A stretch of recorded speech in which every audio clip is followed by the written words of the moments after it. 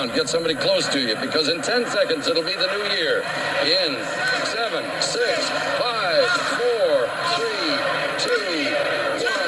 Happy 2002!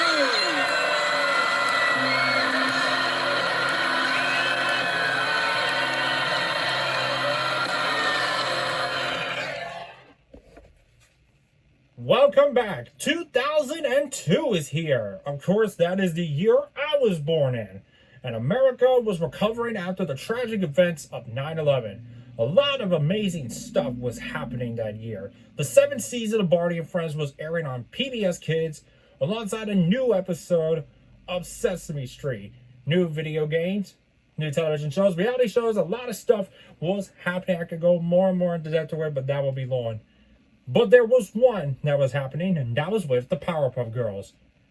Powerpuff Girls mania was at an all-time high ever since the turn of the new century.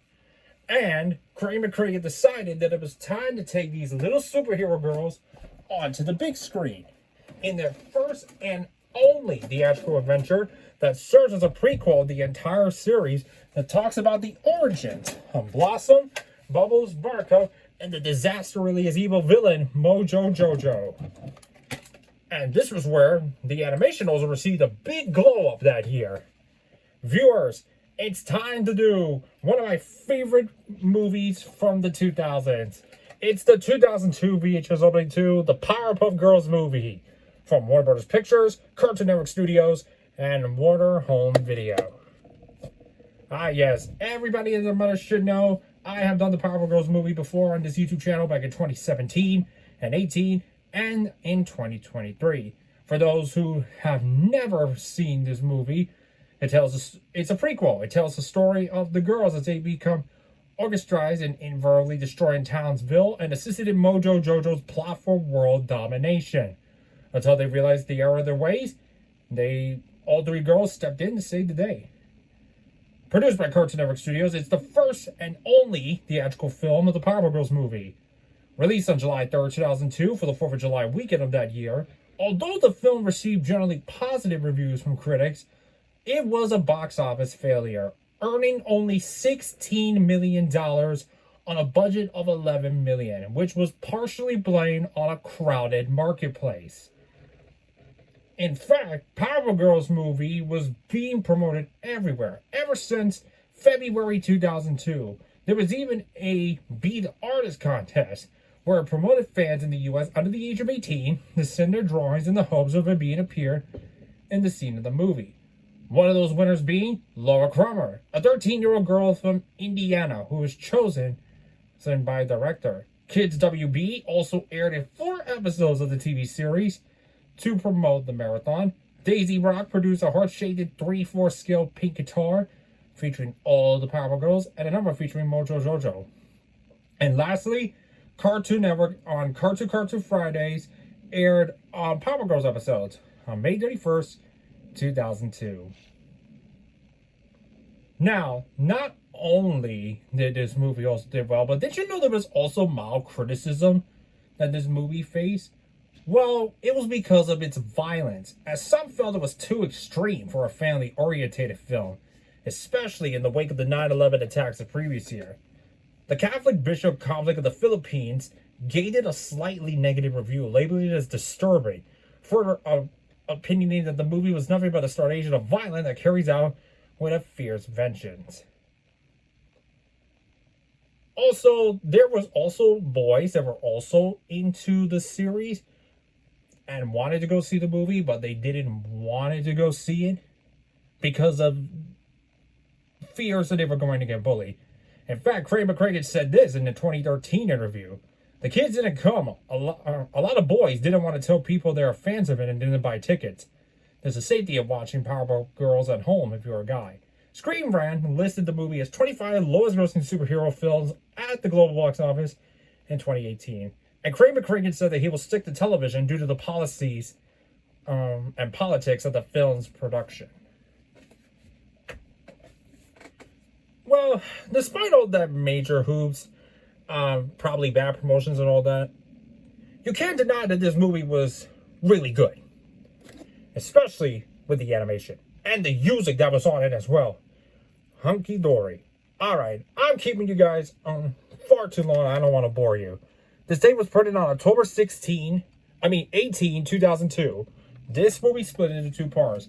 The first part is going to be showing all the previews, trailers, and logos, and the beginning of the Dexter Laboratory Chicken Scratch. Part 2 will close on Chicken Scratch and begins the movie. So let's start on part 1 as we see the previews that came out at that time and play the tape.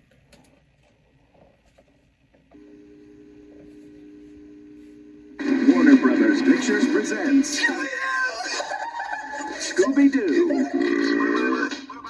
Fred, You had best get your smack on, smack off. You know what I'm saying, G? no, Daphne, That was the damsel in distress. Straight up. Velma, The smart one. Shaggy, What are you doing, man? Oh boy, like there's a ghost right behind me, isn't there? and Scooby-Doo. Who's your best buddy? Reggie. That's right. And who's my best buddy in the whole wide world? Ruby-Doo. Let's get jinky with it. Scooby-Doo. Oh my God. No one is stupid enough to believe that. Who's the ugly old broad? Thank you. Look for it on video and DVD.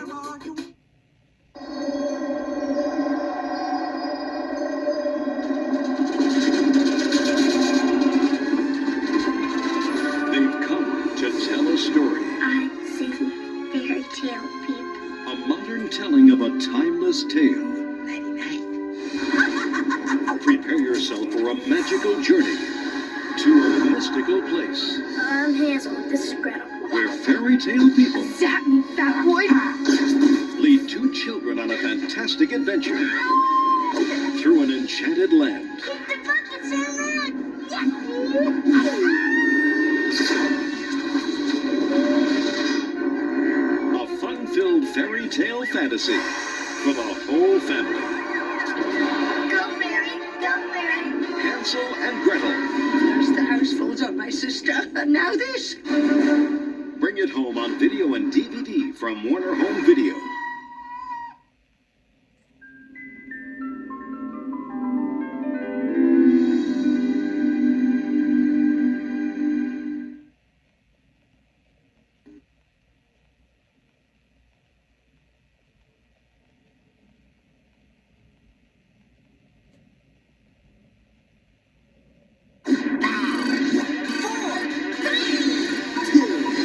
Codename Kids Next Door.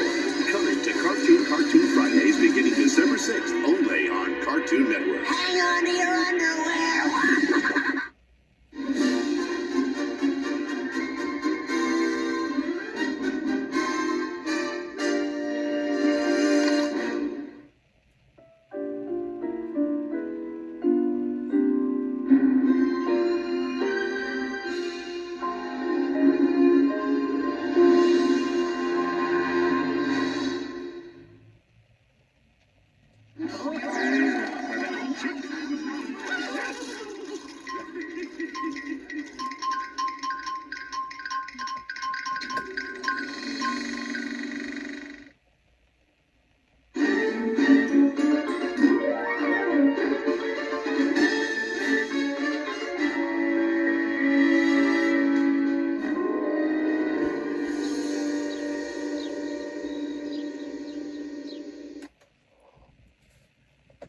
Alright, that wraps up part 1 of the 2002 VHS opening to the Powerpuff Girls movie, part 1. Hit that subscribe button and ring that notification bell, and I'll see you in part 2.